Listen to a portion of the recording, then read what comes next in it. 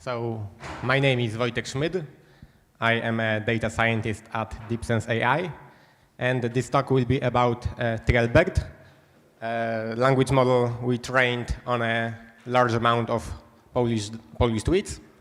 And in this talk, I will tell you something about natural language, in particular about language of social media. I will explain you some details of the model, and at the very end, I will show you some examples.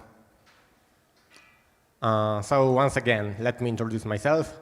My name is Wojtek. I'm a data scientist at deepsense.ai. As you can see, I have hands-on experience with Python, mostly used in natural language processing, but also in other fields of machine learning. I graduated in ICT from AGH. You can guess from the picture that I like travels and adventures. And my recent adventure is being a philosophy student at Jagiellonian University. Now let me introduce my company, deepsense.ai. So we are a team of more than 120 machine learning engineers. Our technical capabilities combine predictive analytics, computer vision, and natural language processing. We have successfully completed more than 150 commercial AI projects for global leaders across industries. Some of them you can see right here. But apart from commercial projects, we also try to contribute to AI field by non-commercial projects. We cooperate with universities and scientific institutions. We attend to scientific conferences. We take a part in data science competitions.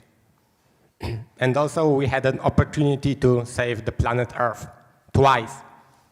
We built machine AI systems to protect endangered species of whales, and currently we are cooperating with WWF to protect the ecosystems of rivers. So I think that TrelBERT, which is a real contribution to development of Polish natural language processing field, fits perfectly into our DNA.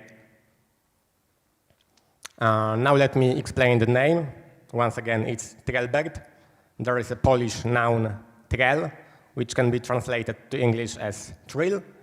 And according to Cambridge Dictionary of English, it is a series of quickly repeated high notes sung by a bird. So it's kind of tweet. And also we have a Polish phrase, trele mogele, which is kind of nonsense or bullshit, so sounds like a good description of content of social media. Now let me say something about language, actually about differences between spoken and the written language. You may ask, why the hell is this guy talking about speech? But speech is a primary tool for communication, but written language was invented many, many years later, and its goal was to write the law or write poetry, and not exactly to communicate. We decided to use written language to communicate recently because of recent technological advancemment, internet, instant messengers. So can we actually communicate accurately using written language if it was not created to do it? Speech is spontaneous. It's kind of grammatically incorrect.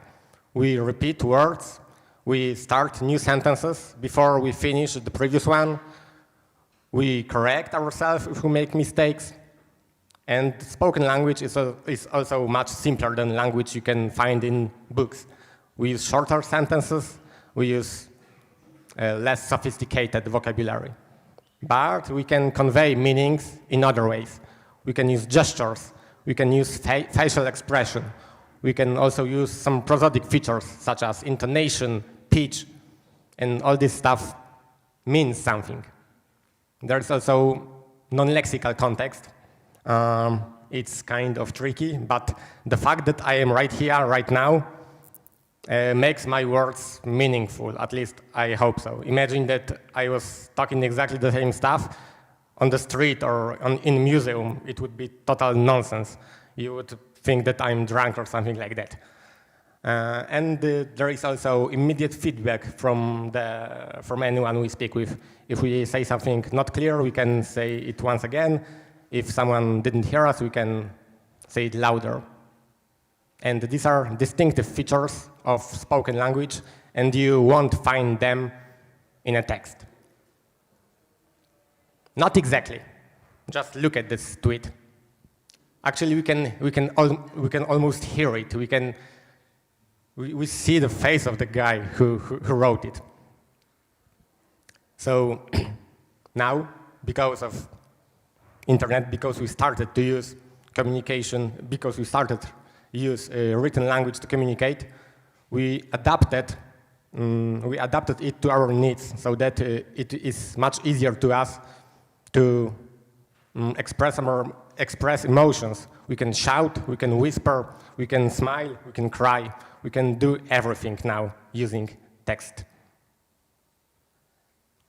So Twitter and in general social media is kind of one big linguistic laboratory because everything is connected to everything and everyone is connected to everyone. Language is evolving today faster than ever. Emojis, hashtags, capitalization in order to shout, etc. If you want to build machine learning systems, NLP systems, which work in the social media, we cannot just take some BERT and fine-tune it and hope that it will give good results. No, because BERT was trained on news, on textbooks, on books in general, so it doesn't understand this kind of language. If you want to build good NLP systems for social media, we need to train whole system based only on data from social media. So now let me move from speaking about natural language to speaking about natural language processing applications and actually applications in social media. So I would divide them into two categories. One is connected with mental health. There is a lot of bad things we can encounter in the social media. We spend too much time there, our children spend too much time there. But we could use NLP to protect ourselves. For example, automatic moderation to protect against hate speech. Maybe we could build emotionally intelligent chatbots to talk to us if we need some help. Maybe we could detect some suicidal ideation in social media to find people who actually need some real help from our side. And the second group is use of sentiment analysis to actually any discipline you can imagine. Sociology, politics, economy, marketing. Just imagine that instead of conducting expensive survey, you can just go online, scrap some data about, you can check what people actually write about, for example, your product or some important sociological issue. So you can just run a model and have an output of it instead of spending a lot of money. And it's also worth mentioning that on this year's edition of SemEval, which is annually NLP content, there are 5 out of 12 tasks which have training data taken from social media. So it's a proof that it's really a hot topic. I've made an assumption that you are all familiar with BERT. I hope so, but let me just do a quick recap. So it's transformer neural network, basically, which was trained on 2 objectives. One is masked language model, which you can see on the left. And the second one is next sentence prediction, which actually you cannot see on the slide, but I will tell about it. So masked language model is different than standard causal language model in the way that instead of predicting next token given context of previous tokens, we mask some tokens from the input sentence. And our goal is to predict this masked token given both forward and backward tokens as a context. The second objective is a next sentence prediction. And basically, there are two sentences on the input of our model, and it's a binary classification task. We have to predict if the second sentence is an entailment of the first one. And the given model trained this way on a large amount of data, we have a great feature extractor, which we can use to build, for example, a classifier. It might be a sequence classifier, as in the example, or maybe a token classifier, for example, for named entity recognition. And OK, in order to evaluate machine learning models in general, we have benchmarks. Benchmark is actually a group of tasks. And for NLP, there is a famous benchmark called glue, which in Polish is clay. And scientists from Allegro made as an analogy to glue, made a Polish benchmark called clay. So it's a group of 9 tasks, 9 classification tasks, actually.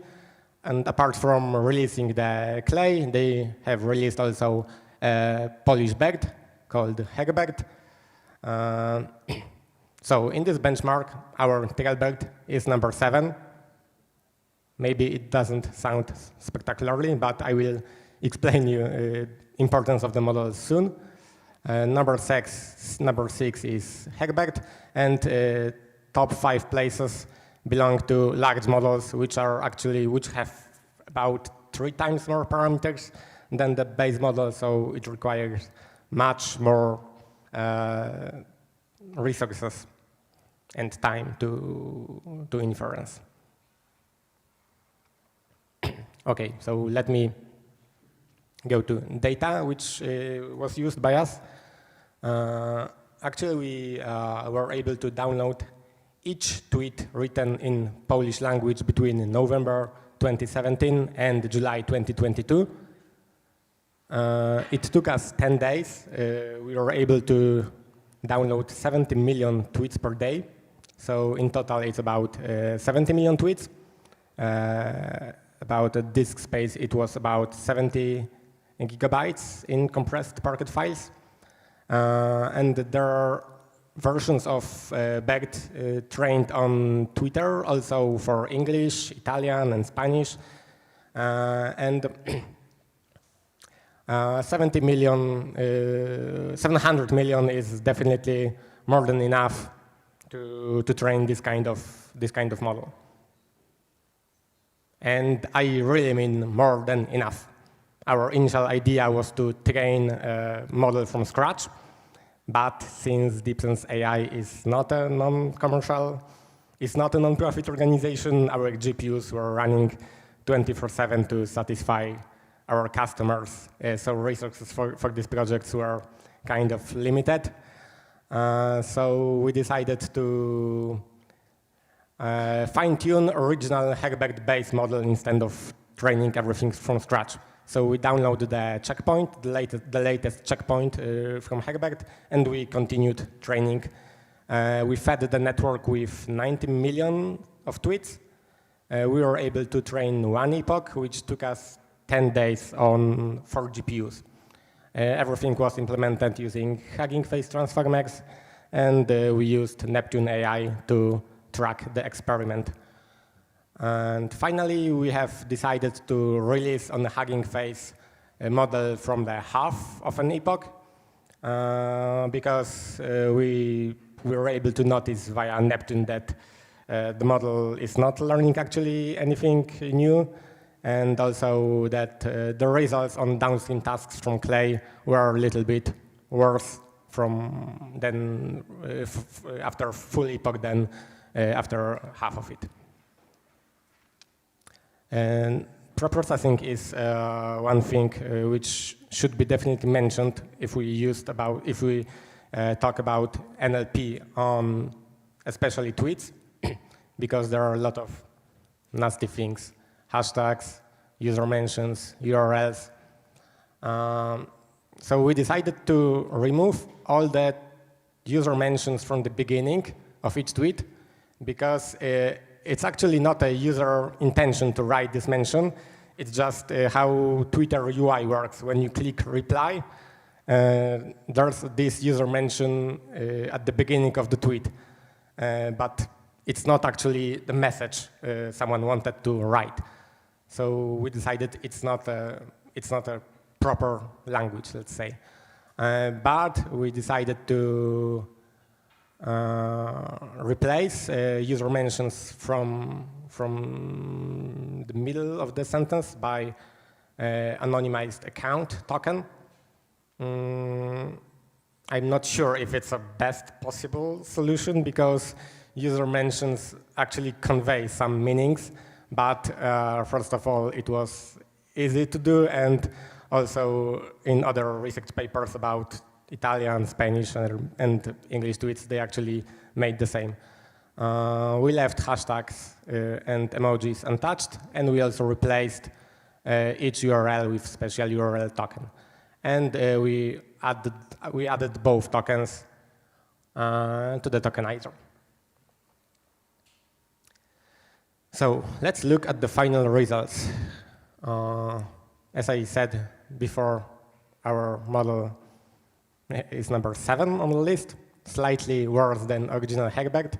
So it looks like we took a model, decided to fine-tune it.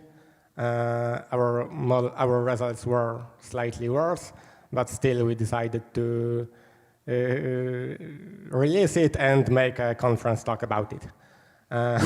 But it's not exactly true that model it's works. Just take a look at CBD column. CBD is cyberbullying detection tasks, and the training data set to this task were tweets. So we were adapted to this domain. And just take a look at these results. We are better not only than original Hackbacked, but we are better, much better, about 4% than even the large models. So it's time for demonstration. Demo is, of course, in Polish.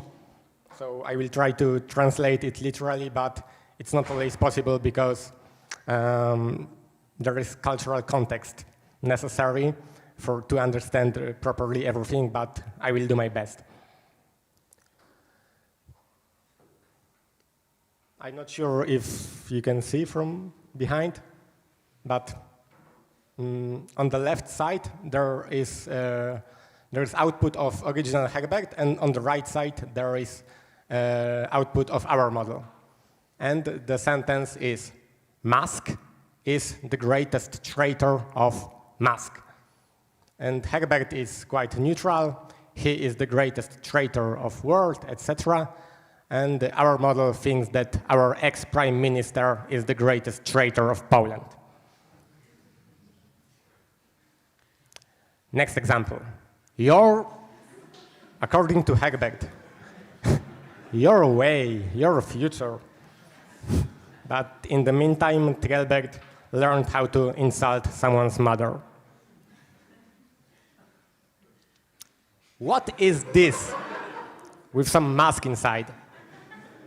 So according to Hackbacked, what exactly is this? What actually is this? And I don't think I need to translate TrelBERT. So we can see that our model is not very polite because the content of social media is not very polite. So it's not a surprise that if model learned such a language, it achieved great results on cyberbullying detection task. So let's look at the examples from this one. And I'd like to mention before that we don't have context of these sentences. We actually don't know what was the full conversation. So we don't know if user's intention was to be harmful, and we don't know who read this message and when, and if they really found it harmful. But I think we can imagine some context, and so let's go. This sentence could be translated, "You wish it were so, you mediocrity," with some smiling face at the end. TrelBERT, which was actually fine-tuned in exactly the same way that our model, on the same kind of data, thinks this is neutral. Maybe it's because this smiling face at the end, but I have no doubt that this smiling face at the end is not very friendly, and our model consider this sentence as harmful. So do I. This one is, "You are such a jag," but jag, thanks to social media, recently gained a new meaning in Polish language. It's, in general, someone stupid. So you can see that TrelBERT follow the latest trends in evolution of Polish language, and he has no doubt that this is kind of cyberbullying.